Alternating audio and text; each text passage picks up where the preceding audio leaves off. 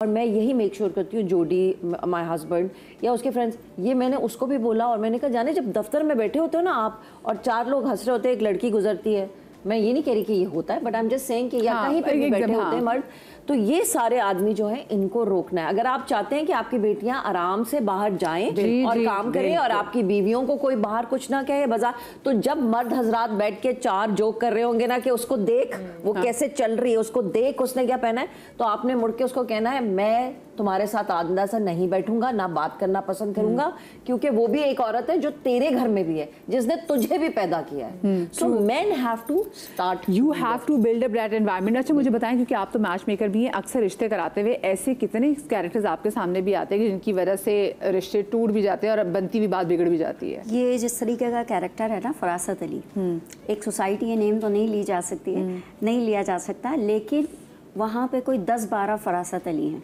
अच्छा एक सोसाइटी में। हाँ, और उसका ये है कि रात के टाइम जो है वो 10-12 मेल्स जो हैं वो चेयर्स लगा के बैठते हैं और दिन भर कौन सी औरत कहाँ गई, कहाँ से आई, कौन सी लड़की देर से आ रही है, कौन सी, ये पूरा उनका डिस्कशन चलता था। उस सोसाइटी से जितनी लड़कियों के हमने रिश्ते करवाए विद इन अ मंथ्स और 2 मंथ्स वो रिश्ते ब्रेक हुए। क्यों? क्योंकि अगर ससुराल वाले आए, कोई दावत हुई, कुछ हुई, वो किसी ना किसी ने मिलके कोई ना कोई ऐसी चीज उनके कान में डाली जिसमें सच्चाई थी या नहीं थी, लेकिन उन बच्चियों के रिश्ते ब्रेक हुए।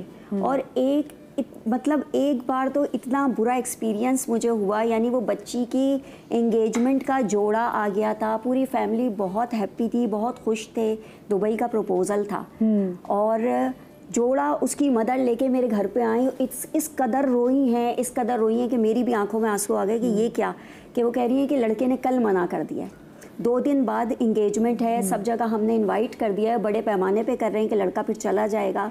और ये मैंने कहा क्या रीज़न हुआ है, कह रही है हमें नहीं पता। मैंने कहा चले हम सामने साइड से पता करते हैं। अच्छा, जब सामने वाली साइड से उनसे पता किया कि क्या रीज़न, आपको क्या चीज़ बुरी लगी, उनकी भाभी मेरी बहुत अच्छी फ्रेंड थी ना, तो मैंने उनसे कहा आपके देवर ने अचानक ऐसा क्या, तो वो कह रही है दरअसल उस बिल्डिंग में गए थे कपड़े ही देने के लिए, तो वहाँ लोगों ने बच्ची की कुछ फेसबुक आईडी वगैरह दिखाई कि आपको पता है कि ये फेसबुक वगैरह पे है। Oh my God. अब उस फेसबुक आईडी की कोई 6 साल पहले, अगर वो 6 साल पहले बिना दुपट्टे के खड़ी है, अब तो नहीं, अब तो हिजाब ले रही है, Oh my God. बंदा चेंज हो जाता है।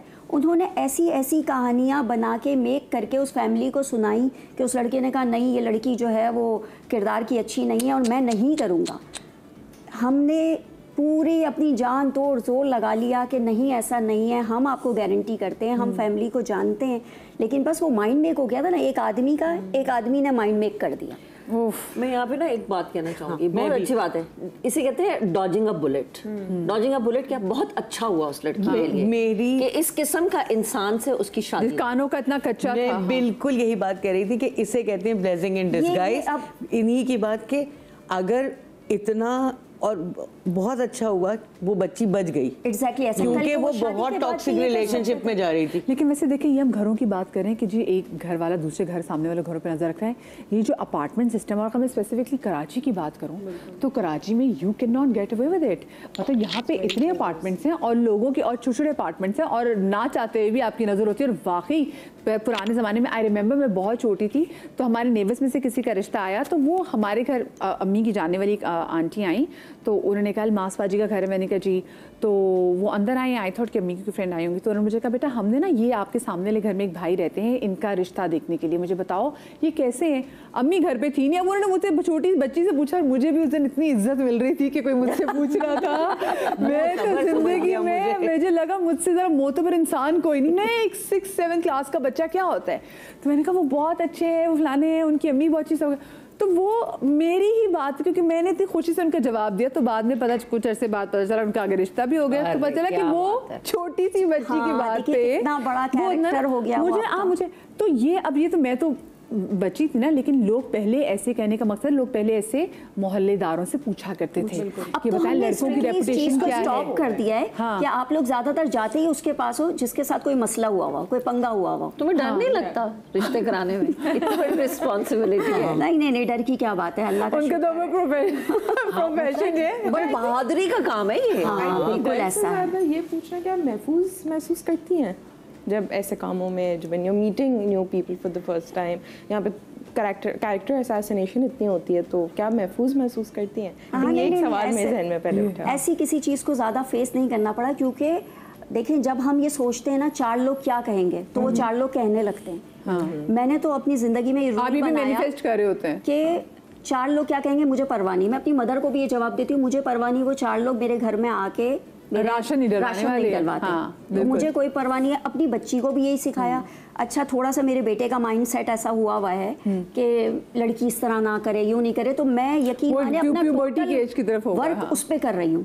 क्यों? क्योंकि मैं नहीं चाहती कि जो लड़की आए वो काफ़ी सारी चीज़ें ऐसी फेसेस करे और वो बाद में मुझे बदवाएं दे या बोले कि इसकी माँ ने कैसा वो किया। तो मेरे ख्याल से हर माँ अगर अपना अपना किरदार अपने बेटे को पालने में अदा करेगी तो ये जो माशरा है बेहतर हो जाएगा। जैसे आपने किसी बात की कि वो कोई अंकल दरमियान में पड़े और कोई अंकल ही वैसे फरासत अली टाइप के और कैरेक्टर जो कि फेसबुक की आईडीज दिखा रहे हैं। फेसबुक की आईडी से यकीन माने मैंने अपनी बच्ची की फिर सबसे पहले आईडीज चेक की।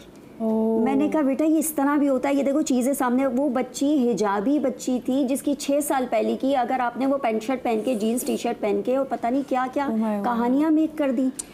इसके बाद उसी सोसाइटी से एक डिवोर्स हुई, 20 इयर्स शादी रही हुई। क्या कि उसके हस्बैंड को पता नहीं क्या उन्होंने ऐसा मैनिपुलेट कर दिया था कि आपकी वाइफ का किसी से अफेयर चल रहा है, ये चल रहा है, वो चल रहा है। इतनी चीज़ें की कि अच्छा खासा घर खराब हुआ। शक का बीज तो बो दिया ना। ये तो हमने तो लास्ट में उस सोसाइटीज़ के प्रपोजल जब आते थे ना हमारे पास, क्योंकि बहुत बड़ी सोसाइटी थी, तो हम मना कर देते थे कि आप यहाँ से घर चेंज कर लो, ये हमारा मशवरा है आप। हाँ, वरना आपके बच्चों की शादी क्योंकि आप कर लोगे फिर आप 2 महीने बाद 3 महीने बाद प्रॉब्लम होगी। तो बेहतर है कि अगर आप रेंट पे हो तो आप यहाँ से मूव कर जाओ, फिर इस चीज को आगे कैरी ऑन करो। उन सारे अंकल्स की तस्वीरें खींच अच्छा, वो बड़े बड़े पोस्टर लगा दे। कौन सा कल्ट बना के बैठे हुए हैं कि किसी की शादी नहीं होने देंगे। उनके उन लोगों का अपना भी अपनी घर की फीमेल्स गैलरी तक में नहीं आती। इसीलिए वही बात करें ना, क्योंकि उनको पता है बाहर के आदमी लगता है कि इज्जतदार बस ये है, बस ये इज्जतदार है। बाकी जो बाहर जा रही हैं उनके अलग अलग नाम रखना, उनकी अलग अलग इस तरीके से, तो ऐसा वाकई में बहुत इस तरह के टॉक्सिक मेल्स होते हैं। ये क्या ऐसी क्या नफ्सियात क्या होती है ऐसे टॉक्सिक मेल्स की? और ये सिर्फ ऐसे शरपसंद से ज़रूरी नहीं, ज़्यादातर आदमी को ख़वातीन भी होती हैं। एंड क्योंकि जो ख़वातीन के पास जो एक्सेस है वो घरों के अंदर तक का एक्सेस है, तो वो बड़ा डीपली पेनिट्रेट करते हैं। बड़ी खौफनाक बात है। क्या पीछे अप्रोच होती है इनकी? अगर मैं इसको थोड़ा सा सिंपल जुमलों में एक्सप्लेन करूँ, हमारे अपने वैल्यूज़, हमारे बिलीव्स, हमारे मॉरल कोड्स होते हैं। अभी फ़िलहाल जैसे सब ने एग्जांपल्स दिए थोड़े से, उसमें ये वाज़ेह हो रहा है कि हमारे पास औरतों के लिए globally, this is not just restricted to Asia but overall globally हम देखते हैं कि मॉरल पुलिसिंग और मॉरल कोड ज़्यादातर हम अप्लाई करते हैं औरतों पर। बिल्कुल, क्या करना है, क्या नहीं करना है, कैसे करना है। एंड ये एक इस पर अब गुफ्तगू भी होना शुरू हुई है। पहले नहीं थी, क्योंकि पहले it was considered part of the norm. And जो आपका एक सवाल था कि ये क्यों होता है, सो जैसे नादिया मैम ने जिक्र किया कि उनकी एक अपनी सेट एक she values respect and honesty. तो जब कोई अपने इर्द गिर्द जब वो देखते हैं तो उन्होंने अपने जैसे हस्बैंड से भी गुफ्तगू में कहा कि आपने इज़्ज़त करनी है, क्योंकि उनके लिए वो चीज़ वैल्यू करती है। सो हर इंसान के अपने सेट ऑफ बिलीव्स, वैल्यूज़ होते हैं, एटीट्यूड्स होते हैं कि ज़िंदगी को कैसे होनी चाहिए। तो हम कुछ बहुत उस मामलों में रिजिड हो सकते हैं, कुछ बहुत फ्लेक्सिबल हो सकते हैं। कि हमारा हर इंसान का अपना एक ज़िंदगी का एक नज़रिया होता है और हम एक दुनिया क्रिएट करते हैं उसकी, और उस नज़रिए से हम देखते हैं अपनी बाकी की दुनिया को। ज़रूरी नहीं है मेरे और आपकी दुनिया बहुत मुख्तलिफ हो सकती है और उसकी वजूहात बहुत अलग हो सकती है। तो जब हमारी जो वैल्यूज़ होती हैं वो डिक्टेट करती हैं कि हम किस तरीके से आम तौर पे लोगों के साथ मिलजुल के रहेंगे क्या, और हमारे घर का माहौल बड़ा इस पे बिल्कुल बड़ा हाथ है। एंड इसी के साथ एक जुड़ा एक बड़ा इंपॉर्टेंट अब जो इस पे बातचीत होती है इमोशनल इंटेलिजेंस पे। पहले हम IQ के ऊपर बात करते थे, IQ इसके किस तरीके से हम चीज़ों को लॉजिकली देखते हैं, एनालिसिस पे हम उसको करते हैं। पहले तो बड़ी इस पे बात की जाती थी ना, आप इंटेलिजेंट हैं तो आप ये चीज़ें नहीं करेंगे। आमतौर पर भी आप सुनेंगे कि पढ़ा लिखा इंसान है तो ये नहीं करेगा। हाँ, अब the narrative around this is changing because अब ये शॉकिंग डिस्कवरी है कि sometimes the most educated people are also acting this way. अब पढ़े लिखे जाहिल बिल्कुल हम देख रहे हैं कि एजुकेटेड भी हैं, तो अब एजुकेशन इक्वेट नहीं करता सोशल कॉम्पिटेंस को।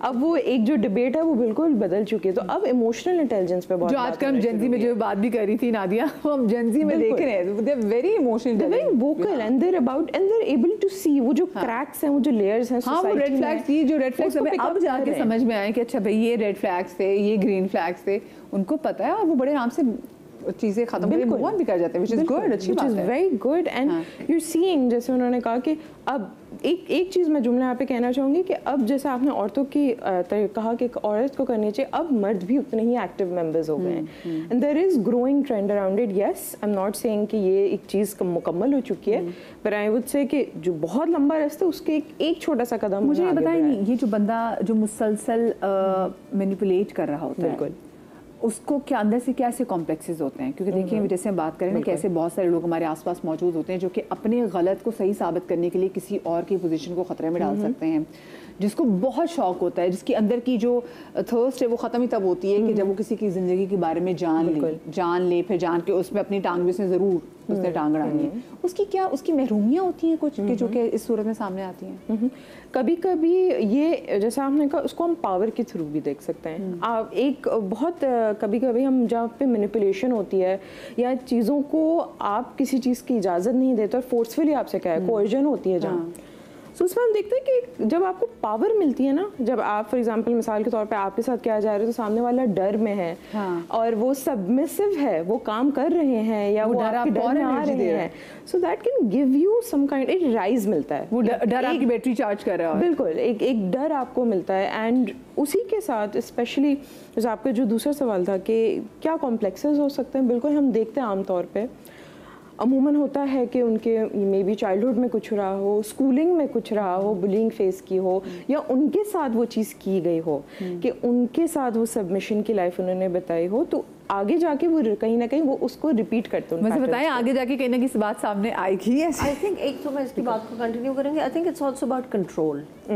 इट्स अबाउट कंट्रोल, जो कि हमारा हमेशा से, अगर हम पूरी दुनिया में देखें all over the world, women को हमेशा सबमिसिव करने सबमिसिव बताया भी गया, सुना भी गया और होती है भी, ठीक है। और ये क्या है कि बेटा तुम नहीं करना है, आदमियों को कंट्रोल ना खत्म हो। मोहल्ले में भी ये जो आदमी होते हैं इनको डर होता है कि हमारा कंट्रोल ना कहीं खत्म हो जाए, अपने घर के अंदर जो है वो कंट्रोल ना खत्म हो जाए, फलाने को तुम उसको ऊपर तुम भी कंट्रोल रखो अपनी बीवी पे, अपने घर। उस बात पे आई वुड ऐड कि समटाइम्स जैसे ड्रामे में जो हम देख रहे हैं उस पर मैं थोड़ी सी कहूँगी कि ये भी होता है कि sometimes the lack of control you have in your house, वो बाहर कभी-कभी आप उसको करते हैं। लेकिन यहाँ पे अगर बेगम भी फुल बिल्कुल है, यहाँ पे तो बिल्कुल, पर एक वो है कि बहुत सी दफ़ा हम कंट्रोल सीखा, हर इंसान को चाहता है कि उसके इख्तियार में कुछ चीज़ें हों, ठीक है, कि उनके इख्तियार में रिश्ते हों या उनके इख्तियार में कोई भी चीज़ हो, और हमारी ये इंसानी बड़ी एक बेसिक ख्वाहिश होती है। मैं एज ए साइकोलॉजिस्ट हमारे पास आते हैं क्लाइंट्स और उनकी कहीं ना कहीं दिली ख्वाहिश होती है कि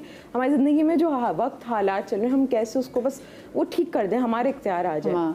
हम इस चीज़ को जानते हैं कि हम एज इंसान हमारे पास बहुत कम चीज़ों पे इख्तियार होता है। अच्छा, इससे साइकोलॉजिस्ट के पास नहीं, लोग बाबू के पास इसलिए भी जाते हैं कि उनके पास वो पावर आ जाए कंट्रोल करने की, महबूब हमारे कदमों तले आ जाए, या वरना कुछ वो तमाम चीज़ें होती हैं कि होता है कि हमारे अंदर वो कंट्रोलिंग पावर हो जाए। तो मुझे बताएं क्या कोई ट्रेनिंग में ऐसी कोई चीज़ बताई जाती है कि ऐसे लोग, क्योंकि देखिए मैं अक्सर लोगों से कहती हूँ कि जॉब करने से पहले ना, और मैं कहती थी कि मेरे कुछ ऐसे चैनल्स में काम भी कर लिया कि ससुराल फिर आपको ना बहुत इजी लगता है क्योंकि चैनल्स ही आपकी इतनी अजीब ट्रेनिंग कर दी होती है।